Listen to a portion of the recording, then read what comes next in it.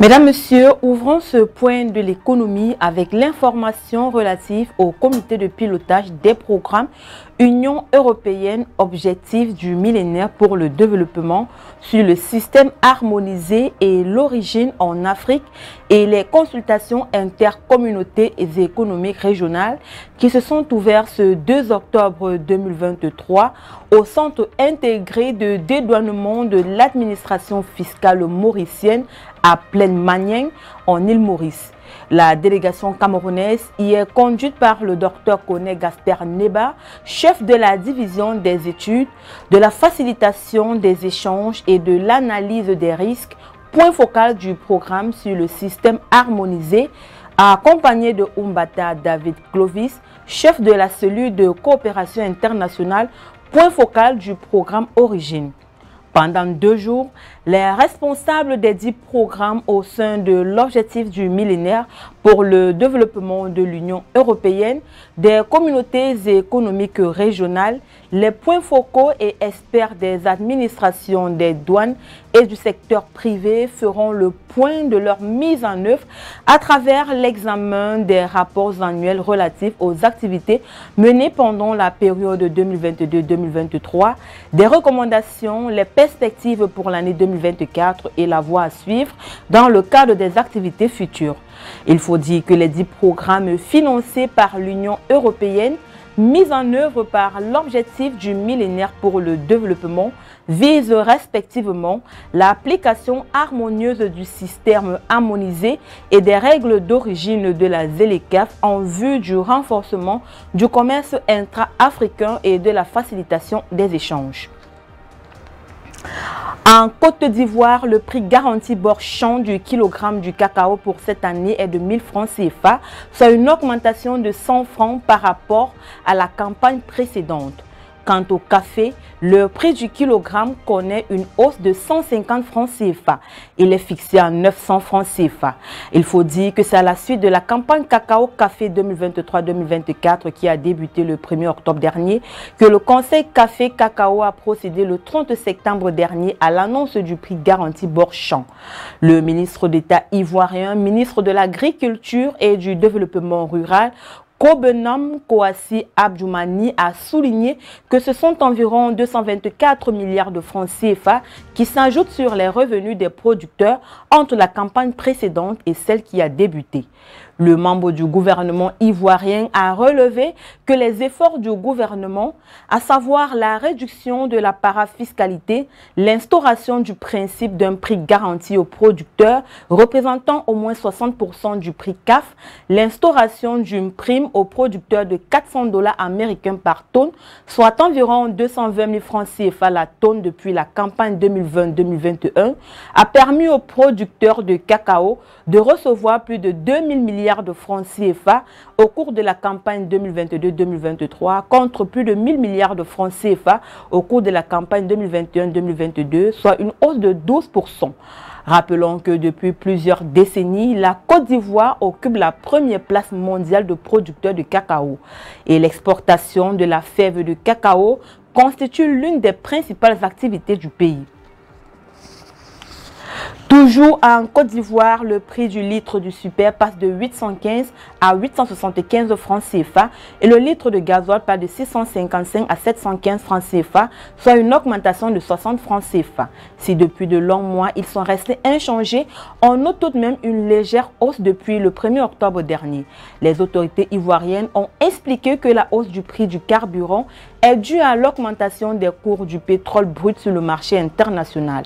Malgré cette légère hausse, le gouvernement ivoirien a pris des mesures pour que cela n'ait un impact sur le coût des denrées de première nécessité ainsi que le transport. Le ministre ivoirien des Transports a indiqué que pour atténuer l'impact de la hausse des prix du carburant, le gouvernement a décidé de la suppression de l'amende de 22 500 francs CFA pour les infractions routières, du respect des 33 barrages de contrôle routier réglementaires, de la prise d'un acte pour réglementer le remorquage des véhicules, de la prise d'un arrêté interministériel instaurant un cadre permanent de concertation.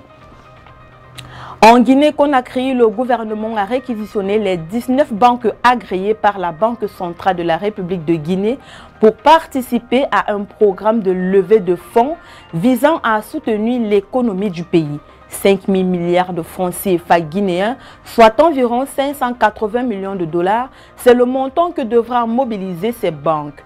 Selon le ministre guinéen de l'économie et des finances, Moussa Cissé, et le gouverneur de la Banque centrale de la République de Guinée, cette initiative vise à renforcer les ressources financières de l'État afin de faire face aux défis économiques actuels, notamment la baisse des recettes fiscales dues à la pandémie du Covid-19.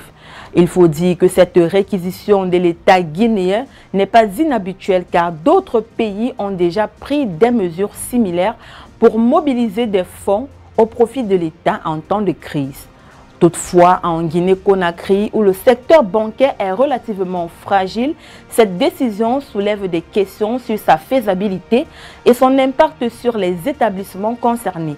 Les banques, désormais contraintes par cette directive gouvernementale, vont donc devoir trouver les moyens de remplir cette obligation financière. Certains pourraient devoir mobiliser des ressources supplémentaires en empruntant sur les marchés, ce qui pourrait entraîner une hausse des taux d'intérêt et limiter l'accès au crédit pour les entreprises et les particuliers. Refermons ce point de l'économie avec l'expression du jour. Aujourd'hui, nous parlons de taxe parafiscale. Taxe parafiscale ou parafiscalité, qu'est-ce que c'est? Généralement, les entreprises sont soumises dans leur majorité au règlement de diverses contributions fiscales. Alors qu'elles sont pour la plupart des cas concernées par des obligations comme la TVA ou l'impôt sur les bénéfices, certaines sont assujetties à d'autres types de contributions en fonction des caractéristiques qui leur sont propres comme leur zone d'activité. Il faut dire que les taxes parafiscales désignent donc un ensemble de prélèvements touchant aussi bien les entreprises que les particuliers. Les sommes perçues dans le cadre de la parafiscalité sont destinées à financer des prestations spécifiques. Ces prélèvements sont collectés pour une vocation économique ou sociale au bénéfice d'une entité distincte de l'État, des collectivités locales et des établissements publics administratifs. Les taxes parafiscales peuvent être des redevances transmises à des organismes parapublics ou à des entités privées comme des organisations professionnelles ou des associations. Elles sont calculées sur la valeur de la marchandise importée et qui ont principalement pour but la protection des industries nationales. Elle est applicable à l'importation des biens destinés à être mis à la consommation. Les importations effectuées sous régime douanier suspensif et les réexportations ensuite de ces régimes en sont exonérées. Mesdames, Messieurs, c'est tout pour cette édition du Point de l'économie. Merci d'avoir été des nôtres. Les programmes se poursuivent sur Reflet d'Afrique Télévision. Restez connectés.